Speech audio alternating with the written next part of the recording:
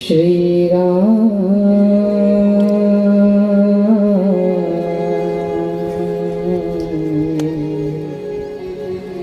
शरणं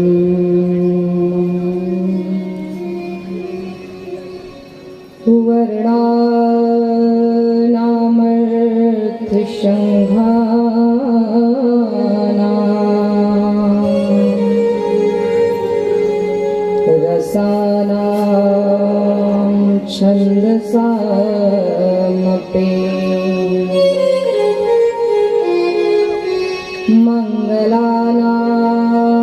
मङ्गलानां च कर्तारो वन्दे वाणी विनायको बन्दो श्री तुलसी चरण जिनकी नो जगताज काली समुद्र बोड़त लख्यो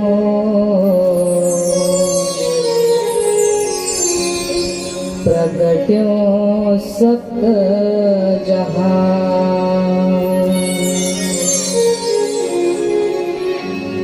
जय जय श्री राधा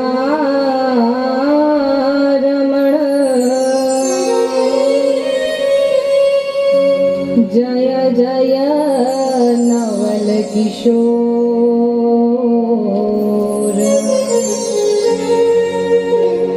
जय गोपी चित चोर प्रभु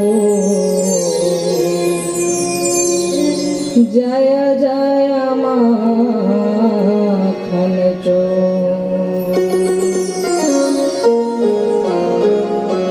अपने अपने घरन की सब काहू को पीर तुम ही पीर हर घरन की धन्य धन्य रघुवीर प्रणव पवन कुमार खल बन पावक ज्ञान घन जाश हृदय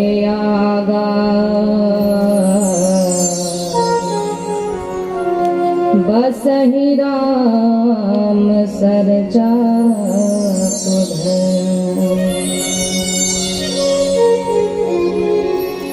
बसहि राम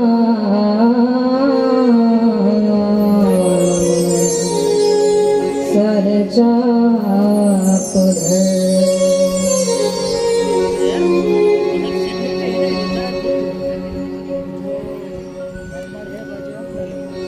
बोलिए श्री राघव सरकार की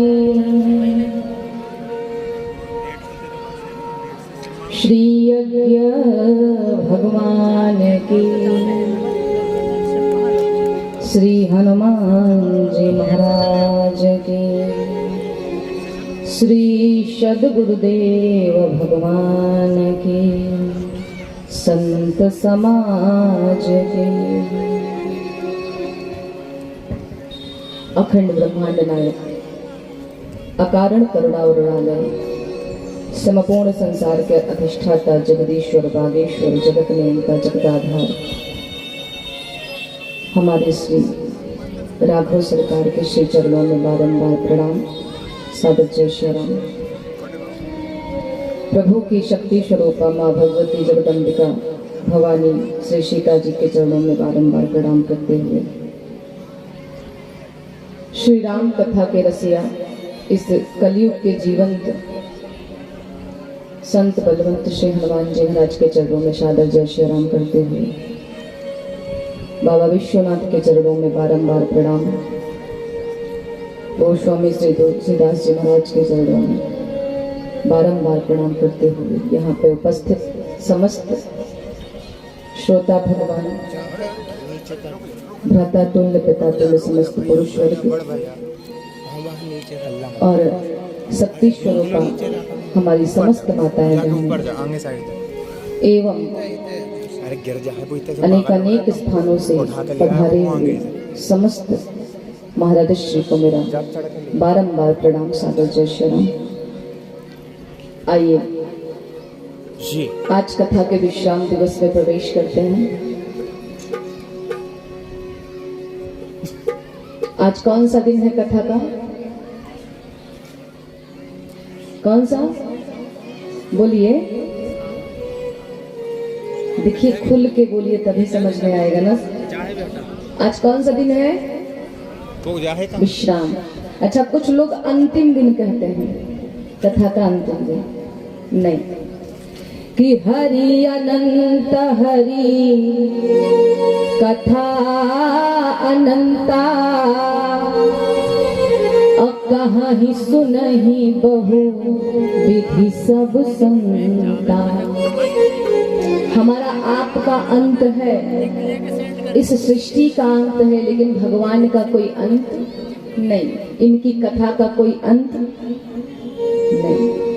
आइए इस विश्राम दिवस की कथा के बेला में चलते हैं 2 बार हरिनाम संकीर्तन, तत्पश्चात भगवान की श्री कथा में प्रवेश। कि भज लो बारंबार हमारे सीताराम। अच्छा, राम जी किनके किनके हैं वो हाथ उठाएंगे? सभी के हैं। बोले राघवेंद्र सरकार की, श्री अयोध्या धाम की। आगे आगे मैं बोलूंगी और पीछे पीछे आप सबको बोलना है, क्योंकि कल से यहाँ पे कोई बैठने वाला ना आप मिलेंगे ना हम मिलेंगे। फिर आप कल से कहीं और हम कहीं। यदि जीवन रहा, संयोग बना तो हो सकता है अगले वर्ष, लेकिन उसकी हम बहुत ज्यादा आशा नहीं रख सकते। क्यों? कि क्षण भंगुर जीवन की कलिका, कल प्रात को जाने खिले ना खिले। 1 मिनट बाद क्या होने वाला है गारंटी? 1 मिनट बाद मैं कथा सुनाने की गारंटी नहीं दे सकती, और आप सुनने की हमें तो कल का तो कुछ पता नहीं, इसलिए कल के भरोसे हमें बैठना नहीं है, हमें तो अपना आज सुंदर बनाना है। आइए चलते हैं राघव सरकार के पावन चरणों में। कि भज लो बारंबार हमारे सीताराम। हमारे जीवन का आधार क्या है?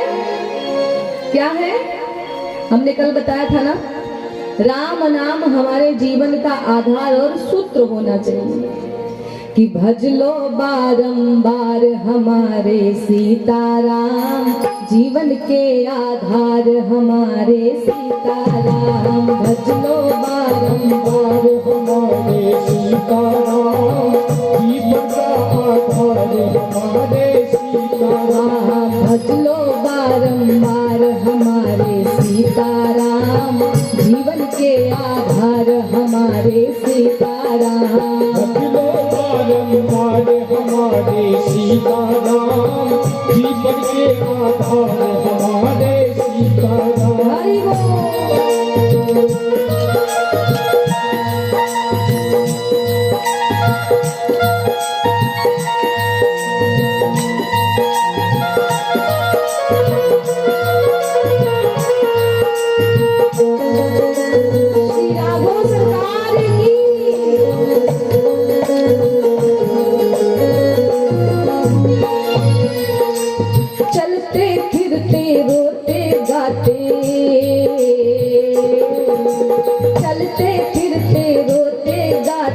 सुख दुख में मन को समझाते, सुख दुख में मन को समझाते, चलते फिरते रोते गाते, सुख दुख में मन को समझाते। क्या करना है?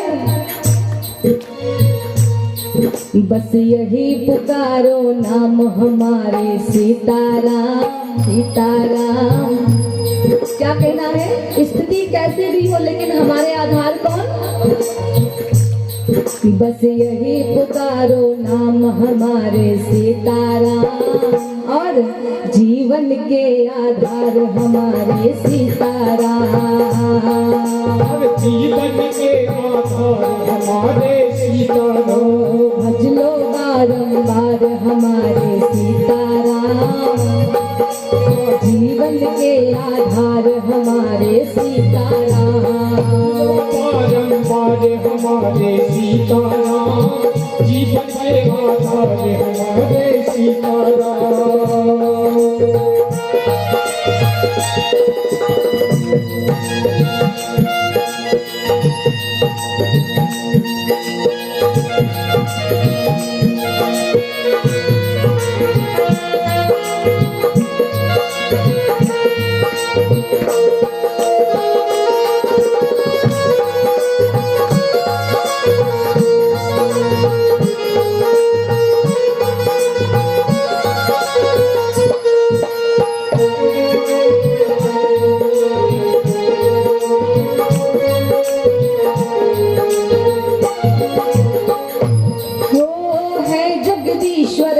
अघहारी भक्त भाव में लीलाधारी,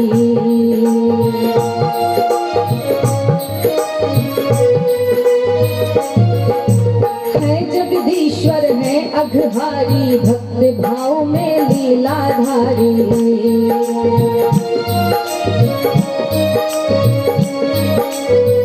और करते भव से पार,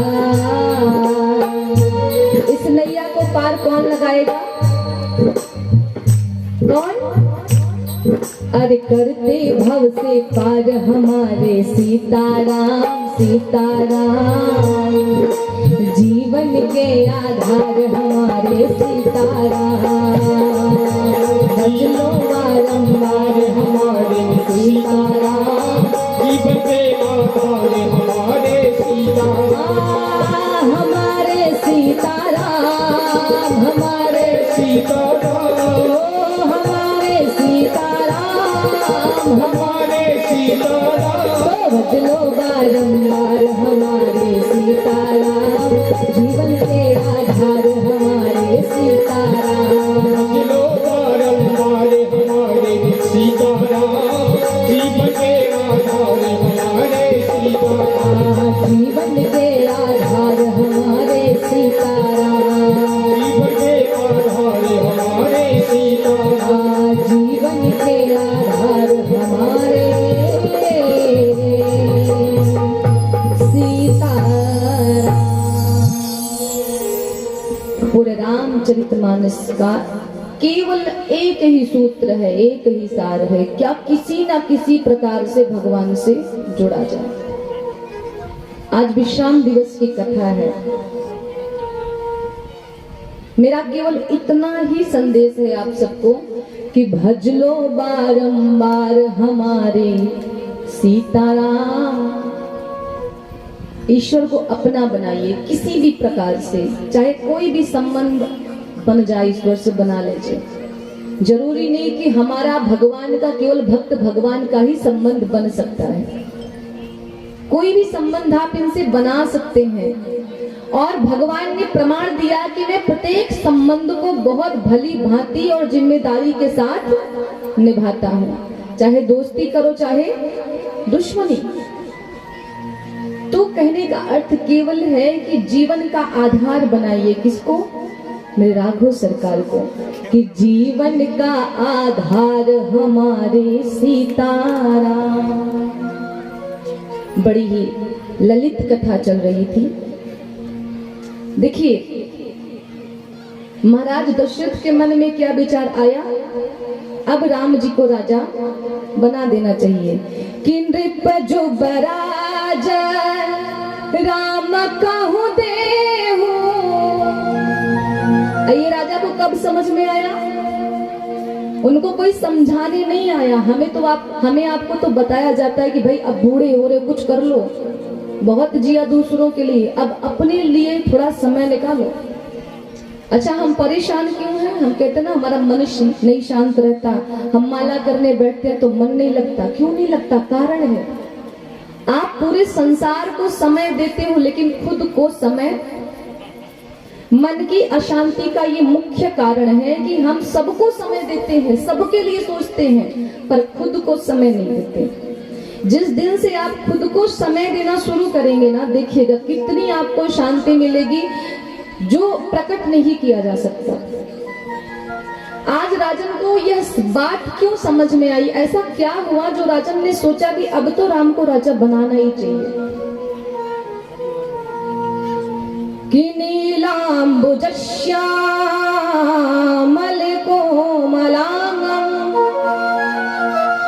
सीता समारोपितमाम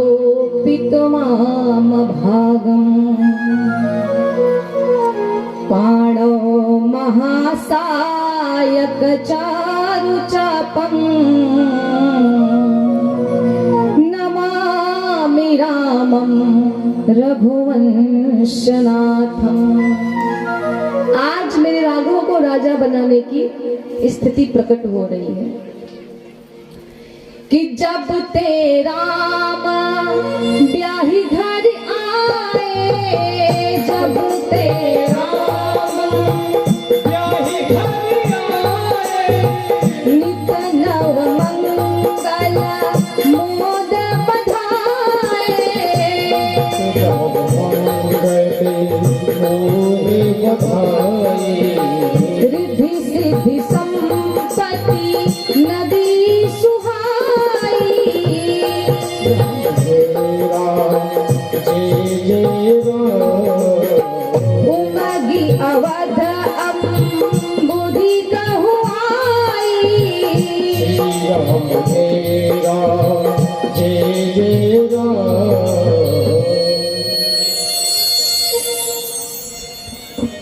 देखिए, अयोध्या में तो भगवान के आने के पहले से ही मंगल प्रारंभ हो गया था। जब भगवान माँ के गर्भ में आए ना, तभी से। लेकिन आज क्या हो रहा है? अब तक तो केवल नारायण आए थे अयोध्या में, लेकिन आज नारायण के साथ साथ माँ लक्ष्मी भी साक्षात पधारी है अयोध्या में। किसी ने कहा कि आज अयोध्या में बाढ़ आ गई है। भक्तों ने पूछा, ये बाढ़ कहाँ आई, किस नदी में? अयोध्या में तो सरजू जी हैं, तो सरजू जी में बाढ़ आई क्या? तो साधक ने कहा नहीं, बाबा तुलसी बाबा लिखते हैं कि रिद्धि सिद्धि संपत्ति नदी सुहाई। आज रिद्धि सिद्धि अर्थात ऐसा लगता है कि सारा स्वर्ग ही आकर के साक्षात मूर्तमान रूप से अयोध्या में निवास कर रहा है। और अयोध्या वासी कहते हैं कि हमें ऐसा लगता है कि आज हमारा जो ये पुण्य है ना, ये बादल बन के आकाश में गया है और वही पुण्य बादल बन करके जल वर्षा कर रहा है रिद्धि सिद्धियों की। क्यों? कि साक्षात लक्ष्मी जी आज पधारी है। लेकिन एक बात कहें आपसे, ये जो सुख के दिन होते हैं ना, ये चाहे 2, 4, 6 साल आपके जीवन में रहे, लेकिन ये दिन बहुत कम लगते हैं। सुख के समय ज्यादा समय तक हमारे जीवन में रहते नहीं हैं। अच्छा, सुख आपको 10 वर्ष का मिल जाए, लेकिन वो 4 दिन का ही अनुभव होगा। अरे अभी तो आया था। लेकिन ये दुख 4 दिन का आ जाए महाराज, तो ये 4 लाख वर्ष जैसा प्रतीत होता है। आज क्या हुआ कि महाराज दशरथ जब विवाह करके आए पुत्रों का, इसके बाद में एक दिन सभा लगी महाराज दशरथ की, जैसे हम आप बैठे हुए हैं। चूंकि राजा हैं, चक्रवर्ती सम्राट हैं, तो सिंहासन पे बैठे हुए हैं। जितने भी सभासद हैं खूब प्रशंसा कर रहे हैं राजा की। आप तो दिव्य हैं, आपके जैसा राजा पूरे संसार में दूसरा कोई नहीं है, न है न होगा। वैसे बात सत्य भी है, सब खूब प्रशंसा कर रहे हैं। लेकिन आज क्या हुआ? प्रशंसा तो लोग खूब कर रहे हैं, लेकिन कमी बताने वाला कोई नहीं है। ये हमारी आपकी भी स्थिति है। देखिए, सामने वाला हमें क्या समझ रहा है या क्या समझ के हमसे व्यवहार कर रहा है, हमें उस पर ध्यान नहीं देना है, क्योंकि अपनी वास्तविकता, अपना स्थान, अपना सामर्थ्य सबको पता है। तो हमें सामने वाले की प्रशंसा के प्रभाव में आना नहीं है। और जिस दिन हम सामने वाले की प्रशंसा के प्रभाव में आए, उसी दिन से हमारा पतन होना प्रारंभ, फिर हमें भगवान भी बचाने वाले नहीं है। हमारे जीवन में प्रशंसा ही जहर बनती है। प्रशंसा हुई, अहंकार आया कि अब हमसे श्रेष्ठ कोई संसार में नहीं है। और एक बात बताऊं, एक जो आज आपकी प्रशंसा कर रहे हैं, आप हैं, आपकी प्रशंसा हो रही है, कल आप जब चले जाएंगे और आपके इसी स्थान पे, इसी आसन पे आकर के कोई और बैठेगा, तो ये जो आज आपकी प्रशंसा कर रहे हैं, आपके जैसा कोई था ना है ना होगा, यही आकर के उस व्यक्ति की प्रशंसा करेंगे आपके जाने के बाद, जो पुनः आके बैठा। क्यों? क्योंकि इनका काम ही यही है, प्रशंसा करना। तो जीवन में अगर आप सफलता के उस ऊंचाई तक पहुंचना चाहते हैं जहां तक आपकी सोच है, तो प्रशंसा से कभी प्रभावित नहीं होना। अपनी कमियों को ढूंढिए कि आप में कमी कहाँ है। प्रशंसा तो सभी करते हैं, पर कमी वही बताता है जो आपका शुभ चिंतक होगा। वास्तव में ये प्रशंसा करने वाले शुभ चिंतक हमारे नहीं होते हैं, बिल्कुल बच के रहिए। आज राजन के साथ वही हुआ। सब राजन की वीरता की प्रशंसा कर रहे हैं, बाहुबल की प्रशंसा कर रहे हैं, पद की प्रशंसा कर रहे हैं, लेकिन चक्रवर्ती सम्राट महाराज दशरथ का मुकुट टेढ़ा हुआ है, वो किसी को दिख नहीं रहा है। समर्थ को नहीं, कोई ध्यान नहीं दे रहा। राजा को लगा कि मेरा मुकुट थोड़ा सा टेढ़ा हुआ है, बुलाए, दर्पण मंगवाया और दर्पण लगाया सामने और मुकुट को सीधा करने लगे। और जब मुकुट को सीधा करने लगे तो कान के पास एक बाल उनको दिखा, कैसा? रंग सफेद हो गया है, मानो वो बाल राजा के कानों से कह रहा है, कानों में आके बोल रहा है कि राजन, समय के साथ साथ मैंने अपना रंग बदल लिया, अब आपकी बारी है। जितनी जल्दी हो सके अपनी जिम्मेदारियों से मुक्त हो जाइए, अपना रंग बदलिए। मैंने तो बदल लिया, आप कब बदलोगे? और ये बाल केवल दशरथ जी को नहीं कह रहा है, वह सफेद बाल हम सभी से कह रहा है, जो जो जिम्मेदारी से मुक्त हो गए हैं, कि हमने अपना रंग बदला, आप कब बदलोगे? जब बच्चों का विवाह हो जाए ना, तो कोठरी की चाबी खुद के पास नहीं रखनी चाहिए। क्यों? अब आप अपनी जिम्मेदारियों से मुक्त हो गए हैं, अब आप भगवान से प्रेम कीजिए। वैसे भगवान से प्रेम करने का समय होता है 40 के पहले, लेकिन हमने नियम क्या बनाया? 60 के बाद। 60 के बाद अपने शरीर की पूजा करोगे कि इनकी करोगे? मुझे नहीं लगता कि इनकी आप कर पाएंगे। अच्छा, हम लोग तो बिल्कुल नहीं कर पाएंगे। जो पुराने लोग हैं, दादा बाबा कहते हैं ना कि पुराने जमाने के लोग काफी मजबूत हैं भाई। और अब हमारी आपकी कोई गारंटी? 25-30 तक ही आंखों से कम दिखना शुरू हो जाता है, कानों से कम सुनाई पड़ना शुरू हो जाता है, बाल पकने लगते हैं, दांत गिर जाते हैं। तो हमारी आपकी कोई गारंटी नहीं है, इसलिए सुधर जाइए और सावधान हो जाइए। मानो वो बाल कहता है, राजन अब अपना रंग बदलिए। महाराज को अनुभव हो गया कि ये जो प्रशंसक है, ये तो मेरी कमी बताएंगे नहीं, मैं खुद ही अपनी कमी पहचान गया हूं। अब मैं कहाँ जाऊं? गुरु जी के पास।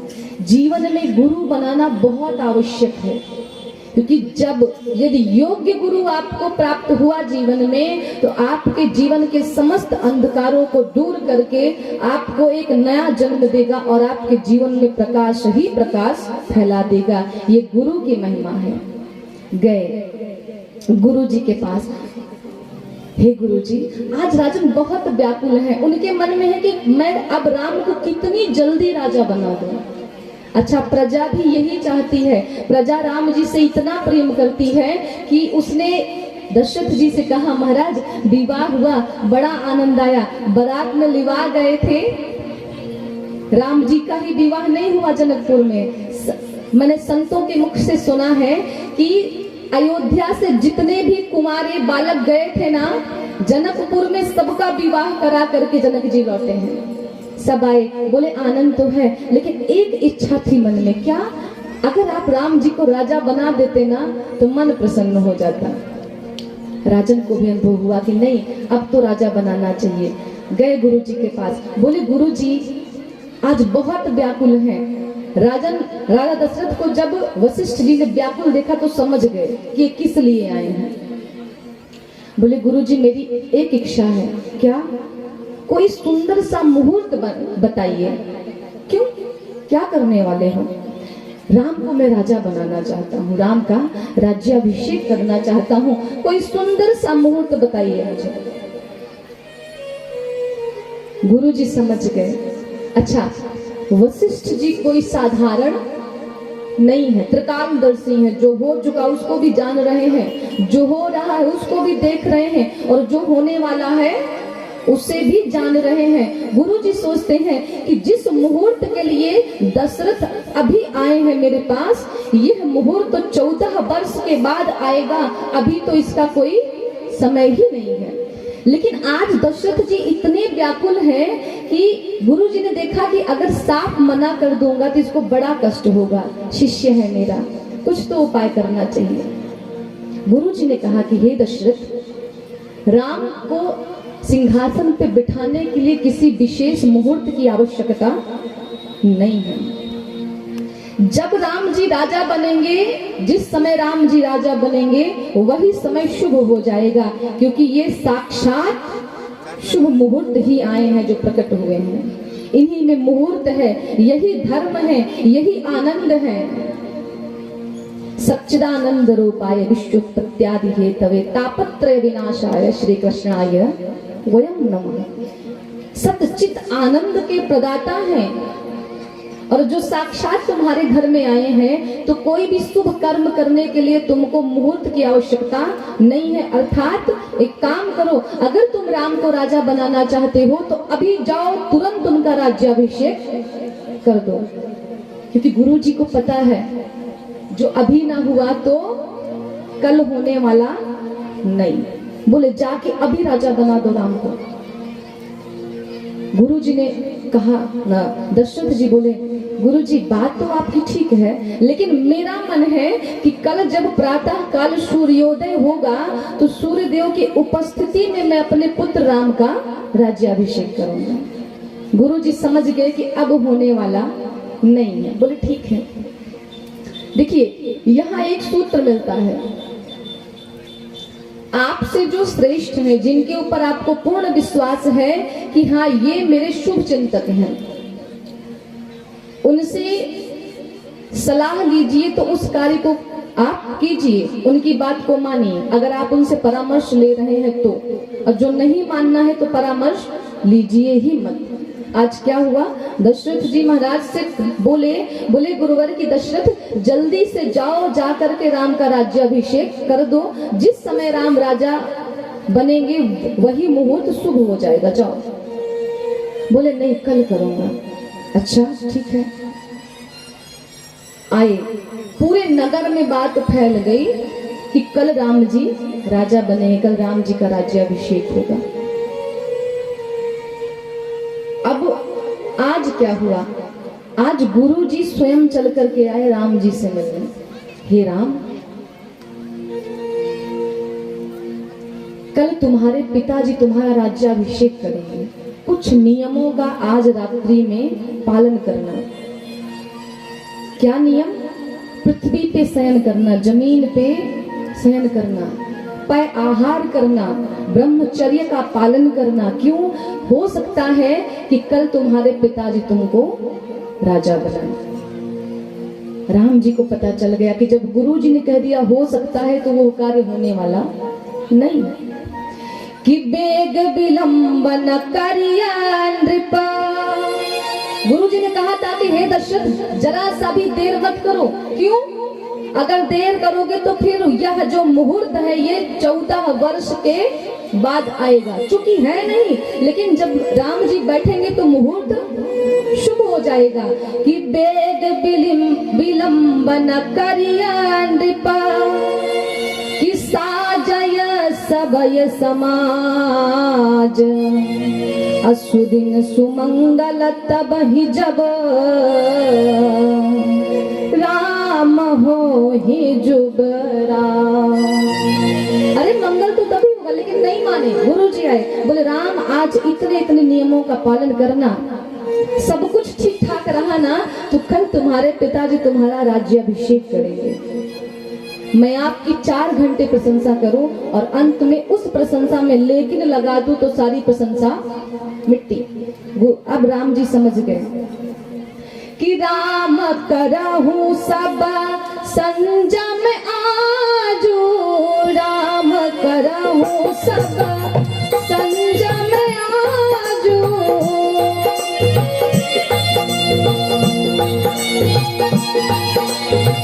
जो विधि कुशल निभाए काजू, जो विधि कुशल निभाए काजू, जो विधि कुशल निभाए काजू, विधि कुशल निभाए काजू। हे राम, आज की रात ठीक ठाक बीत गई ना तो कल राज्याभिषेक होगा।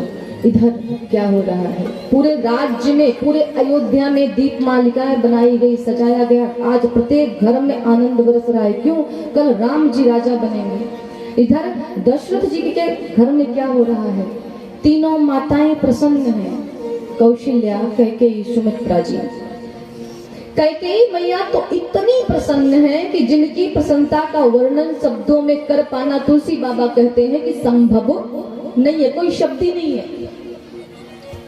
खूब प्रसन्न है माँ कैकेयी, अपने कक्ष को आज दीप मालिकाओं से सजाई है और आनंद कर रही हैं। अरे मंथन कर रही है, विचार कर रही हैं, कल मेरा बेटा राम जब राजा बनेगा तो मैं उसकी आरती कैसे उतारूंगी, वो क्षण कितना शुभ होगा, मेरे मन को कितना सुख मिलेगा जब मेरा पुत्र उस राज्य सिंहासन पे बैठ करके राजा के रूप में मेरे समक्ष प्रकट होगा। लेकिन कहते हैं ना, होनी को कोई टाल।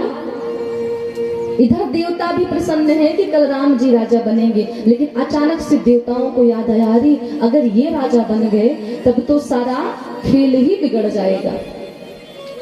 सरस्वती जी को बुलाया, बोले जाके कुछ ऐसा कार्य कीजिए, कुछ ऐसा संयोग बनाइए कि किसी भी प्रकार से यह राज्याभिषेक रुक जाए, होने ना पाए। माँ सरस्वती ने देवताओं को खूब धिक्कारा, तुम सब स्वार्थी हो, किसी के सुख को बर्दाश्त नहीं कर पाते हो। इधर माँ सरस्वती आई, क्योंकि आप लोगों ने सुना कि मंथरा की मती पे जाकर के बैठ गई। कैकेयी मैया इतनी प्रसन्न, मंथरा आई भागते भागते, बोली बड़ी प्रसन्न है, कारण क्या? अरे कैकेयी मैया बोली तुझको नहीं पता, कल मेरा बेटा राजा बनने वाला है, मेरा पुत्र कल गद्दी पे बैठेगा, उसी की प्रसन्नता में मैं प्रसन्न हूँ मंथरा। मंथरा कहती है बुद्धि खराब हो गई है आपकी, क्यों? तुम्हारा बेटा राजा नहीं बनेगा तो राम राजा बनेगा। राम किसका बेटा है तुम जानती हो, कौशल्या और दशरथ का बेटा है। तुम्हारा क्या फायदा है इसमें?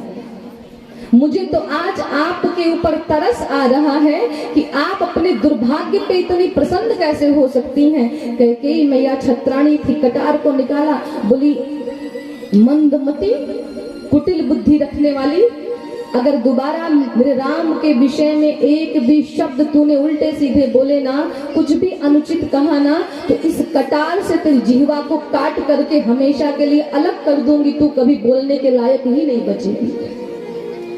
कैसी बात करती है तू? मंथरा बोली देखो, मैं तो केवल तुम्हारे हित के विषय में बोल रही थी, बात कर रही थी। राजा चाहे राम बने और चाहे तुम्हारा पुत्र भरत, मुझे कोई फायदा होने वाला नहीं है। मैं दासी हूं और दासी ही रहूंगी, दासी से रानी नहीं बन जाऊंगी। लेकिन एक बात बताओ, अगर राम राजा बनता है तो तुम्हारा पद क्या होगा, तुम क्या बनोगी। माँ ने कहा मेरा राम राजा बनेगा तो मैं राजमाता बनूंगी। मंथरा ने कहा अच्छा तो कौशल्या क्या बनेंगी, राजमाता कौन बनता है।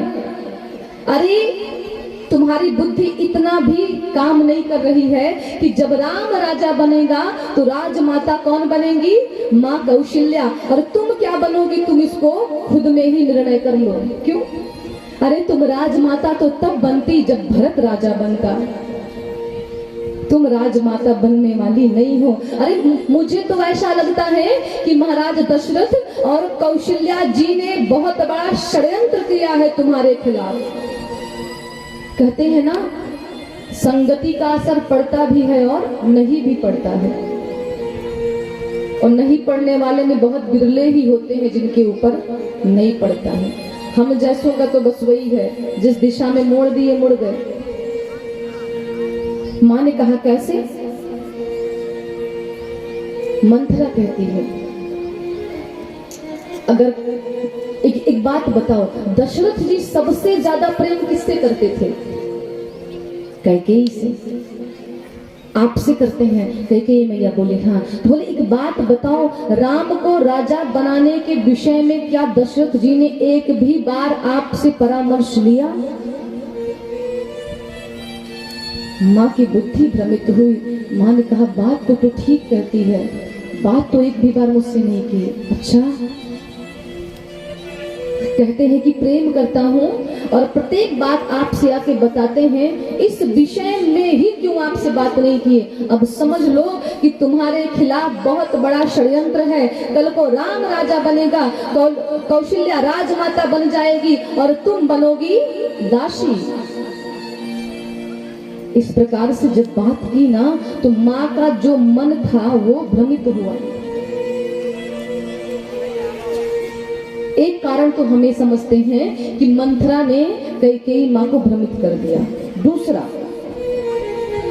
ना जाने कितने ऐसे लोग हैं कि जब रामचरितमानस का पाठ करते हैं या रामायण को टेलीविजन पे देखते हैं तो कहते हैं कैकेयी राम की विरोधी थी। क्या ऐसा है? जो कैकेयी इतनी बड़ी वीरांगना थी कि जिसने रथ में अपनी उंगली को डाल करके रथ को गंतव्य तक पहुंचा दिया। जिस कैकेयी के गर्भ से भरत जैसे भैया पैदा हुए, जो ना हुए थे ना हैं और ना कभी होंगे, ये राम जी कहाँ कहते हैं, चित्रकूट में कहते हैं। भरत जैसा भाई होने वाला नहीं है। राम जी कहते हैं लक्ष्मण जैसा भाई तो फिर भी कलकाल में हो सकता है, संभव है कि हो जाए, लेकिन भरत जैसा भाई अब इसके बाद होने वाला नहीं है। जो माँ भरत जैसे पुत्र को जन्म दे सकती है, जिसने भरत जैसे पुत्र को जन्म दिया, क्या वो कभी राम की विरोधी हो सकती है क्या? लोगों से पूछो कि लोग अपनी पुत्री का नाम कैकेयी क्यों नहीं रखते। लोग कहते हैं अरे वो तो राम की विरोधी थी इसलिए नहीं रखते हैं। नहीं, कैकेयी जैसी पुत्री होना असंभव है, कैकेयी जैसी माँ होना असंभव है। माँ ने राम जी के प्रकाश को संपूर्ण जगत में फैलाने के लिए स्वयं को जला करके भस्म कर दिया।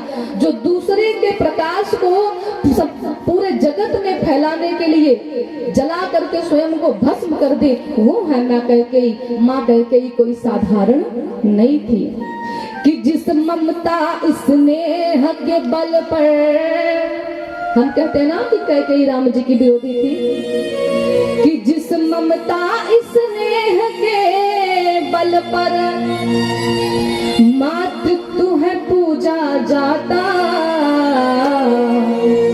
अगर मातृ धर्म की कहीं बात आ जाए, पिता माता पुत्र के धर्म की कहीं बात आए, तो सबसे पहले किसका नाम लिया जाता है? किसका? कैकेयी माँ का। क्यों? कैकेयी माँ ने अपने पुत्र के लिए स्वयं को जला करके भस्म कर दिया। माँ ने कहा कि हे कैकेयी, जब तक तू समाप्त नहीं होगी तेरे राम का विस्तार होने वाला नहीं है। कि जिस ममता स्नेह के बल पर मातृत्व है पूजा जाता, हो पुत्र कुपुत्र भले ही पर कब माता हुई कुमाता, हो पुत्र कुपुत्र भले ही, पर कब माता हुई को माता। बताओ माँ कैकेयी राम जी की विरोधी कैसे हो सकती हैं? आपको बताएं, ये वही कैकेयी है जो जानती हैं कि राम जी को वन भेजना है, जानबूझ के कर रही है। क्यों? अपने हृदय पे पत्थर रख करके उनको पता है कि अगर मैं राम को वन भेजूंगी तो मेरे जीवन में कितना बड़ा मुझ पे कलंक लगेगा। उनको पता है कि मेरा सिंदूर समाप्त हो जाएगा, सौभाग्य समाप्त हो जाएगा। उनको पता है कि मेरा पुत्र भरत मुझे माँ नहीं कहेगा। सब पता है माँ को, लेकिन फिर भी यह लीला कर रही है माँ। किसके कहने पे? राम जी के कहने पे, राम जी के हित के लिए। अरे कैकेयी माँ तो वो है जो भरत से भी ज्यादा प्रेम मेरे राम जी को करती थी। वो है कैकेयी कि अपने सुहाग को जिसने कि सुतहित में बलिदान किया, वो है कैकेयी माँ। स्त्रियों के लिए सबसे महत्वपूर्ण जीवन में क्या होता है? सारी माताएं बैठी हैं, समस्त माताओं का एक ही स्वप्न होता है, आज मेरा विवाह हो रहा है मेरे पति के साथ, तो हे नाथ कुछ ऐसे कृपा करना कि जो आज ये श्रृंगार हुआ है ना मेरा, मैं इसी श्रृंगार के साथ इस संसार से विदा लेकर के उस लोक को जाऊं। प्रत्येक स्त्री की ये कामना होती है कि मैं अपने पति के सामने सुहागन होकर के जाऊं यहाँ से। लेकिन माँ को पता है जो मैंने राम के लिए वनवास मांगा ना तो मेरा सौभाग्य समाप्त हो जाएगा, लेकिन फिर भी मांगती है। क्यों? राम के प्रकाश को संपूर्ण जगत में फैलाने के लिए, राम को राम से श्री राम बनाने के लिए माँ कैकेयी ने अपने सौभाग्य का बलिदान कर दिया कि अपने सुहाग को जिसने सुतहित में बलिदान किया, अपने सुहाग को माँ ने क्या किया? बलिदान कर दिया। क्यों? मेरे राम के यश को बढ़ाना है, मेरे राम के कीर्ति को बढ़ाना है। कब तक? युग युगांतर तक, कल्प कल्पांतर तक मेरे राम की यश गान गुणान गाथा गाई जानी चाहिए। और ये कब गाई जाएगी? जब कैकेयी तू समाप्त होगी। तेरे रहते राम का यश फैल नहीं सकता। इसके लिए तो तुझे साधन बनना पड़ेगा, आधार बनना पड़ेगा। एक बात बताइए, राम जी अगर राजा बन जाते तो क्या हम आप राम जी को जानते? क्या इतना ही जानते ना, अयोध्या में जन्म हुआ और राजा बन गए अयोध्या के। क्या संसार में उनकी ख्याति फैलती? नहीं। माँ क्या करती है कि विष तिरस्कार से जिसने, विष तिरस्कार को जिसने कहा अमृत है सहर्ष पिया, विष को, तिरस्कार को, कलंक को माँ ने अमृत समझ करके पान कर लिया। क्यों? क्योंकि इसका पान करने से मेरे राम का हित तो हो जाएगा। ऐसी थी माँ कैकेयी। कहते हैं कि माँ ने अपने हाथों की जो चूड़ियां थी ना स्वयं फोड़ दी। क्यों? क्योंकि जानती है कि जब तक ये हाथ में हरी हरी चूड़ियां है ना तब तक मेरे राम का यश बढ़ने वाला नहीं है। जब तक मेरे मांग में, अगर देखिए माँ के सामने दो विकल्प था, एक तरफ उनका सौभाग्य था, पुत्र प्रेम था, और एक तरफ हमारे राम जी की कीर्ति थी। माँ ने क्या चुना? मेरे राम जी को चुना। अपने हाथों की जिसने चूड़ियां स्वयं तुड़वा दी, वो कौन है? माँ कैकेयी। जग में कलंकनी पद निज सिर पर स्वयं उठा ली। एकमात्र माँ कैकेयी ही कर सकती हैं। आज मंथरा कहती है कि तुम क्या बनोगी, तुम तो दासी बन जाओगे। आज माँ के हृदय पे इतना बड़ा बोझ है जो माँ किसी से कह नहीं सकती, क्योंकि साधक कहते हैं, संत जनों के मुख से हमने श्रवण किया कि जैसे कल राम जी का राज्याभिषेक होने वाला है, आज रात्र में राम जी बड़े उदास थे। उनको शांति नहीं मिल रही थी, अशांत थे, अशांत होकर के अपने कक्ष में टहल रहे थे। रात्रि का समय है, माँ कैकेयी ने देखा, गई, बोली पुत्र क्या बात है, विश्राम नहीं किए अब तक, किस चिंता में चिंतित हो? राम जी कहते हैं माँ मेरी चिंता तो इतनी बड़ी है कि जिसका कोई हल नहीं है और मैं वो चिंता किसी से कह भी नहीं सकता। राम जी ने यहाँ पे सूत्र दिया, क्या? ये जो अपना दुख होता है ना, अपना दुख उसी को सुनाओ जो आपका दुख दूर करने में समर्थ हो। अपना कष्ट सभी को सुनाना भी नहीं चाहिए। सुनने वाले कम हैं, सुनाने वाले अधिक हैं। कोई संसार में सुनने वाला आपका नहीं है। सुनने वाले तो केवल और केवल मेरे एक हैं, राघवेंद्र सरकार। राम जी कहते हैं माँ क्या बताऊं, मेरी तो चिंता इतनी विशाल है कि इसका कोई अंत ही नहीं है। माँ ने कहा कुछ तो बताओ, मैं प्रयास करूंगी तुम्हारी चिंता को दूर करने का।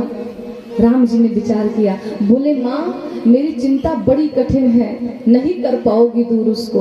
माँ कैकेयी कहती है कि राम ऐसी कौन सी चिंता है जो मेरे रहते मेरे पुत्र को परेशान कर रही है? तू बोल के तो देख, ये कैकेयी अपने प्राणों का भी त्याग कर देगी अपने पुत्र की चिंता को समाप्त करने के लिए, कह के तो देख। राम जी ने कहा माँ सोच लेना, संसार आपको कलंकिनी कहेगा। माँ ने कहा स्वीकार है, मुझे तो अपनी चिंता तो बता। राम जी ने कहा माँ सौभाग्य समाप्त हो जाएगा। माँ ने कहा मुझे स्वीकार है, तो अपनी चिंता तो बता। माँ राम जी कहते हैं माँ भरत भैया आपको माँ नहीं कहेंगे। माँ ने कहा स्वीकार है, चिंता तो बता। तब राम जी कहते हैं माँ बहुत बड़ी चिंता है, किसी भी प्रकार से यह राज्याभिषेक रुकवा दीजिए। माँ ने कहा एक बात बता राम, करना क्या होगा मुझे? राम जी ने कहा वही अपने 2 वरदान जाकर के पिताजी से मांग लीजिए। माँ आप 2 वरदान मांग लीजिए, आपके 2 वरदान मांगते ही मेरी सारी चिंता समाप्त हो जाएगी। माँ ने कहा ठीक है मैं मांग लूंगी, अगर मेरे उन दोनों वरदानों को मांगने से मेरे राम की चिंता समाप्त होती है तो ये कैकेयी फिर विलंब किस देर किस बात की? राम मैं अभी जाती हूँ, मांगती हूँ। राम जी ने कहा नहीं माँ ऐसे नहीं मांगना है, तो मैं बताता हूँ ना। माँ ने कहा अच्छा ये बता मांगना क्या है? राम जी कहते हैं कि हे माँ पहला वरदान मांगना कि मेरा राज्याभिषेक स्थगित हो जाए। तो राजा कौन बनेगा? मेरा भैया भरत राजा बने। माँ ऐसा वरदान मांगना, क्योंकि भरत जैसा साधु राजा जहाँ मिल जाए, जिस देश को मिल जाए उस देश का कल्याण होने में समय नहीं है। पहला वरदान ये मांगना कि मेरा नहीं भरत का राज्याभिषेक हो। ठीक है मांग लूंगी। दूसरा बता। अब राम जी कहते हैं कि तापस वेश विशेष उदासी, तापस वेश विशेष उदासी, तापस वेश विशेष उदासी, तापस वेश विशेष उदासी, 14 बरिस राम बनवासी, 14 बरस राम बनवासी, 14 बरस राम बनवासी। ये माँ दूसरे वरदान में 14 वर्ष के लिए अपने इस पुत्र राम के लिए वन का राज्य मांग लेना। आपको बताओ माँ कैकेयी ने जब सुना ना तो सहम गई। तेरे लिए वन और भरत के लिए राज्य, हे राम ये तेरी माँ से हो नहीं पाएगा। तू क्या चाहता है? कुछ और बोल, मैं मांग लेती हूँ। तुझको राजा नहीं बनना मत बन, लेकिन बन जाने की बात क्यों करता है? तुझको पता है कि तेरे बिना इस माँ का कोई है नहीं। रह नहीं पाऊंगी तेरे बिना। राम जी ने कहा माँ मेरे कष्ट का यही कारण है, आपको वरदान तो मांगना ही पड़ेगा। आज अभी आप मुझे कष्ट में देख करके इतना दुखी हैं, क्या चाहती हैं? राजा बनने के बाद आपके राम के जीवन में यह कष्ट जीवन भर रहे। माँ कांप गई, बोले ठीक है राम, अगर तेरा इसी में हित है तो ये कह के ही जाएगी महादशरथ के पास और जा करके ये दोनों वरदान मांगेगी। आज वही माँ कैकेयी से मंथरा कहती है कि क्या समझती हो कि तुम राजमाता बनोगी? नहीं, तुम तो दासी बन जाओगी। माँ ने कहा हे मंथरा, तू मेरी कितनी बड़ी शुभ चिंतक है, अब बता मैं क्या करूं? मंथरा ने कहा जाओ को भवन में चली जाओ, जाके बैठो और जब राजा दशरथ आए ना तो वही अपने 2 वरदान मांग लेना जो महाराज के पास धरोहर के रूप में है। माँ ने कहा अच्छा ठीक है। मंथरा कहती लेकिन हाँ एक बात याद रखना, पहुंचते ही वचन मत मांग लेना, वरदान न मांग लेना। बोली पहले राम जी की शपथ दिला देना कि राम जी की सौगंध लीजिए कि आप मैं जो मांगूंगी वो मुझे देंगे ही, मुकरेंगे नहीं, तब मांगना। ठीक है। आज क्या होता है, पूरे राज्य में सुंदर दिव्य तैयारियां चल रही हैं। इधर माँ कैकेयी जाके कोप भवन में बैठी, संदेश गया दशरथ जी के पास, अब दशरथ जी आ रहे हैं। आज इतने भयभीत है दशरथ जी कि उनको लग रहा है कि हाँ कुछ ना कुछ तो होने वाला है। आए हैं दशरथ जी, माँ का स्वरूप देखा है। दशरथ जी को बड़ा दुख हुआ। दशरथ जी ने माँ कैकेयी से पूछा कि क्या बात है, ऐसी क्या बात हो गई जो तू कोप भवन में आके बैठ गई? माँ नहीं बोलती। दशरथ जी बार बार पूछते हैं, अंततः माँ बोली है कि मुझे अपने वही 2 वर चाहिए प्रभु। दशरथ जी कहते हैं 2 वरदान के लिए तू कोप भवन में आ गई, इतना सुंदर समय चल रहा है, क्यों? माँ ने कहा प्रभु पहले मेरे दोनों वरदान को दीजिए। बोले मांगो क्या चाहिए तुम्हें? अगर तुम उस वचन के लिए आकर के कोप भवन में बैठी हो रानी तो आप कहती तो मैं आपको वैसे ही देता, क्योंकि वो वरदान तो मेरे पास आपके रखे ही हैं, कभी भी मांगो तो आपके ही हैं। माँ ने कहा पहले शपथ लीजिए कि हाँ मैं जो मांगूंगी उसको देंगे ही, क्योंकि देने देने की बात तो आप बहुत करते हैं पर देते कभी कुछ नहीं। दशरथ जी ने शपथ लिया। अब माँ ने मांगा पहला वरदान। माँ कहती है कि सुनहु प्राण प्रिया भावत जी का, सुनहु प्राण प्रिया भावत जी का, सुनहु प्राण प्रिया भावत जी का, सुनहु प्राण भावत जी का, देहु एक वर भरत ही टीका, देहु एक वर देहु एक वर भरत ही टीका, देहु एक वर भरत ही टीका, तापस वेश विशेष उदासी,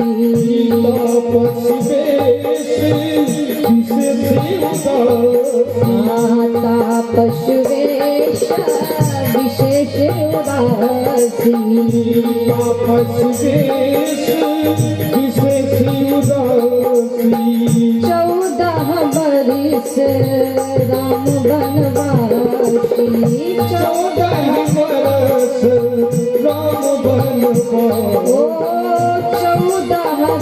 बरिस राम बनवासी, 14 बरस राम बनवासी। 2 वर चाहिए क्या?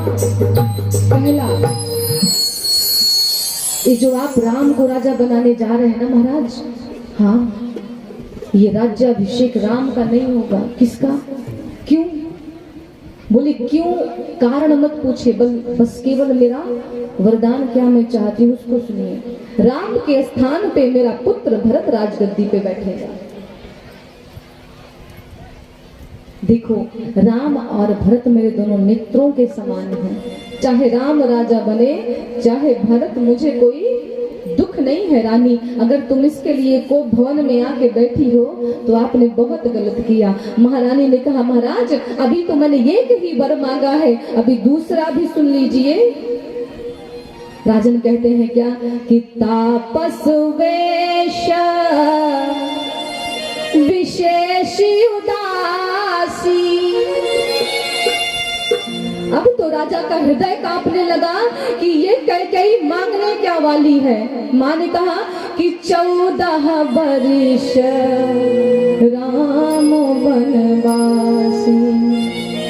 एक नहीं दो नहीं, पूरे 14 वर्ष के लिए राम को वन जाना पड़ेगा।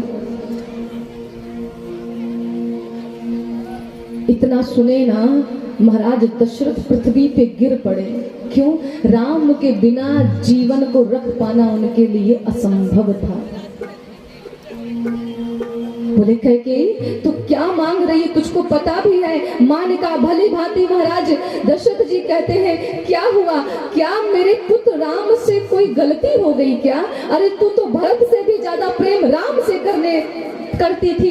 आज ऐसा क्या हुआ कि तू राम के लिए एक नहीं दो नहीं, पूरे 14 वर्ष का वन मांग रही है? ऐसा क्या कर दिया मेरे राम ने, कुछ तो बता। माँ ने कहा, मैंने जितना मांगा है उतना दीजिए, और जो नहीं दे सकते तो ध्यान रखिएगा, आज के बाद अपनी जिह्वा पे कभी सत्य वचन मत लाइएगा। दशरथ जी कहते हैं, तुझको पता भी है अगर जो राम अयोध्या छोड़ के गया ना तो ये दशरथ भी जीवित रहने वाला नहीं है। इस अयोध्या में ये दशरथ भी, माँ ने कहा, उसको मैं नहीं जानती। दशरथ जी कहते हैं, कैकेयी तुझको सारा संसार कलंकिनी कहेगा, इतना सुंदर कार्य होने वाला है, तू विघ्न उसमें डाल रही है। माँ ने कहा, मुझे उसकी चिंता नहीं। कई प्रकार से समझाते हैं, माँ नहीं मानती है, एक ही हट पे खड़ी है। राम को 14 वर्ष का वनवास चाहिए मुझे वरदान में। आज दशरथ जी महाराज पृथ्वी पे गिर गए हैं, हाँ राम कर रहे हैं, विचार कर रहे हैं कि जिस राम को देखे बिना मेरा एक क्षण नहीं बीतता, वही राघव सरकार जब मुझसे दूर हो जाएंगे तो उस राम से दूर रह करके मैं अपना जीवन कैसे जीऊंगा, मैं अपनी सांस की डोर को कैसे बांध के रखूंगा। यही विचार करके महाराज का कलेजा बैठा जा रहा है। लेकिन माँ तो हट पे अड़ी हुई है। पूरी रात बीत गई, प्रातः काल भई है, राम जी को संदेश गया है, राम जी आए हैं। पिता की आज क्या स्थिति है? दशरथ जी महाराज की यह स्थिति है कि वही चक्रवर्ती सम्राट महाराज दशरथ हैं कि जिनका आभा मंडल देख करके मन प्रसन्न हो जाया करता था, जो सिंह की भांति सिंहासन पे बैठ के गर्जना करते थे, जिनके बाहुबल पौरुष, जिनकी वीरता से पूरा संसार परिचित था।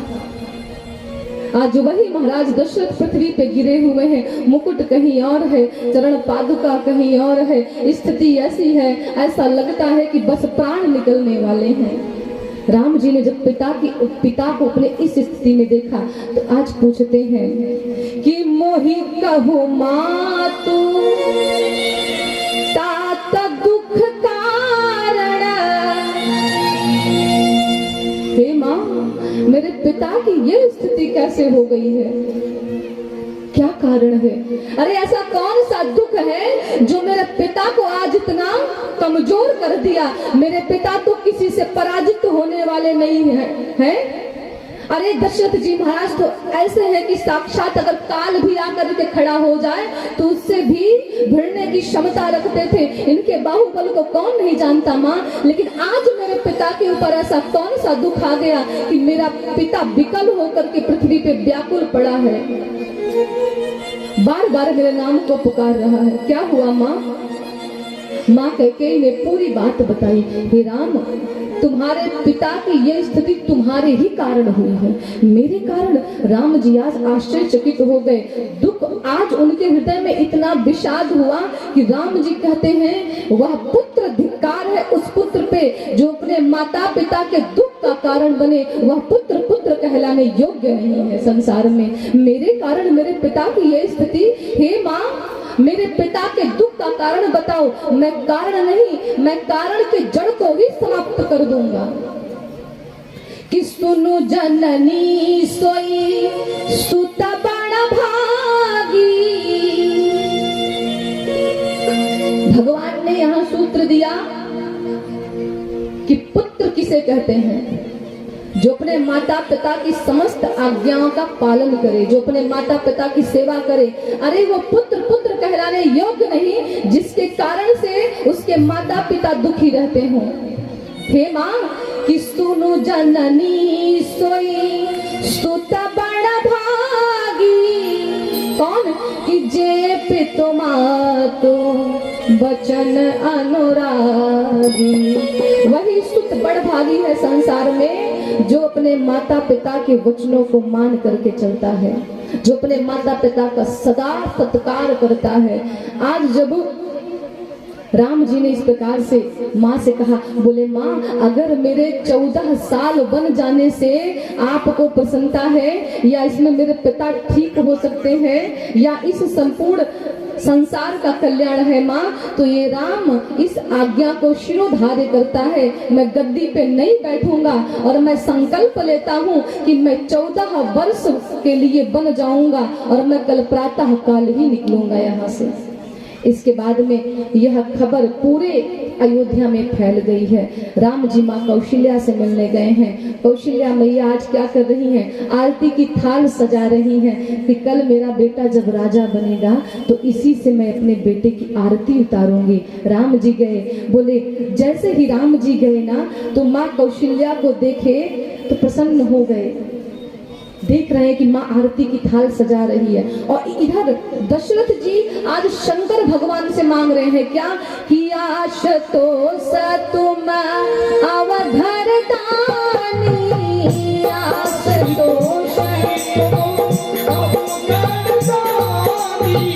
आरती हरहु दीन जन जानी। आरती हरहु आरती हरहु दीन जन जानी। और राम जी क्या कहते हैं इधर? हाँ पिता दीन मोहि कानन राजू। पिता दीन मोहि जहाँ सब भांति मोर बड़काजू। जहाँ सब भांति मोर बड़काजू। जहाँ सब भांति मोर बड़काजू। इधर राम जी गए माँ कौशल्या से मिलने। इधर दशरथ जी कहते हैं आशुतोष तुम अवघरदानी। आरती हरहु दीन जन जानी। हे शिव जी, हे महादेव, हे बाबा विश्वनाथ, आज आप मेरे दुख का हरण कर लीजिए। संपूर्ण जगत के माता पिता आपसे यह वरदान मांगते होंगे कि मेरी संतानें मेरी बात माने, लेकिन आज यह दशरथ आपसे इसका उल्टा मांग रहा है कि आज मेरा पुत्र मेरी आज्ञा का पालन ना करे, चाहे मैं कितनी भी बार कहूँ कि राम तुम जाओ, राम तुम जाओ। आइए इसी के साथ वाणी को विश्राम, क्योंकि महाराज श्री का आगमन हो गया है। महाराज श्री के द्वारा आप लोग दिव्य कथा का रसपान करेंगे। 2 बार हरि नाम संकीर्तन, तत्पश्चात वाणी को विराम। सिया राम जय राम, जय जय राम। सिया राम जय राम, जय जय राम। सिया राम जय राम, जय जय राम। सिया राम जय राम, जय जय राम। सिया राम जय राम, जय जय राम। सिया राम जय राम, जय जय राम। हाँ सिया राम जय राम, जय जय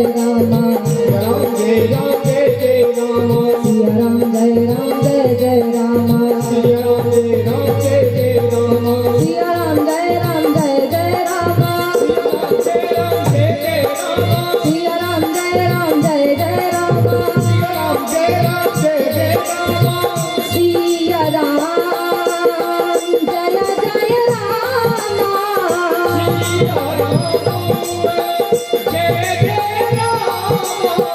सिया राम जय जय रामा बोलिए राघवेंद्र सरकार की श्री हनुमान जी महाराज की संत समाज की श्री यज्ञ भगवान की तीर्थराज प्रयाग